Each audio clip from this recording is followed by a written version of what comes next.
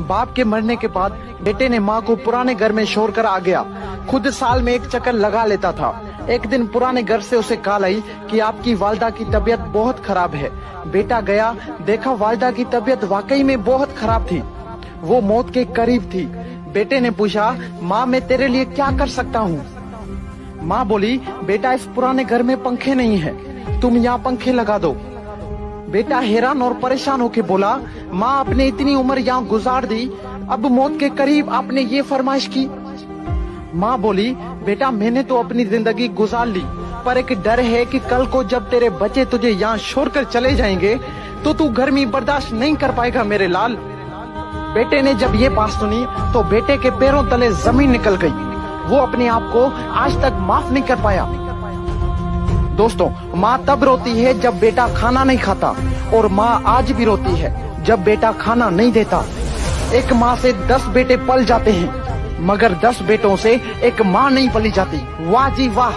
कुछ याद कर, जब तू बचपन में अपने आप का वजन नहीं उठा पाता था और चलते चलते गिर जाता था, तो तब तुम्हारी माँ तुम्हें संभालती थी, तुम्हें चलना सिखाती थी। और हाँ, जब ठंड में रात को 3-4 बजे बिस्तर पर पेशाब करते थे तो वो तुम्हारी माँ अपनी गहरी नींद को छोड़कर तुम्हें आराम की नींद सुला देती थी।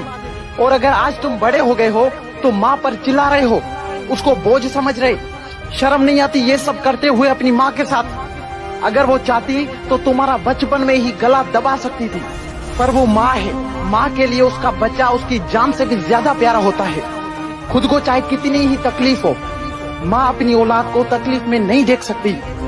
दोस्तों, आज मेरी आप सबसे रिक्वेस्ट है कि माँ के लिए सबको छोड़ देना, लेकिन कभी किसी के लिए माँ को मत छोड़ना, क्योंकि जब माँ रोती है ना तो फरिश्तों को भी रोना आ जाता है।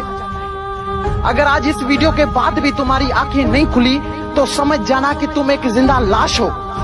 और अगर तुम्हें माँ के प्यार का एहसास हो गया है तो इस वीडियो को ज्यादा से ज्यादा शेयर करें। क्या पता आपके एक शेयर करने पर किसी और के अंदर भी माँ के प्यार का एहसास हो जाए, माँ के प्यार का एहसास हो जाए।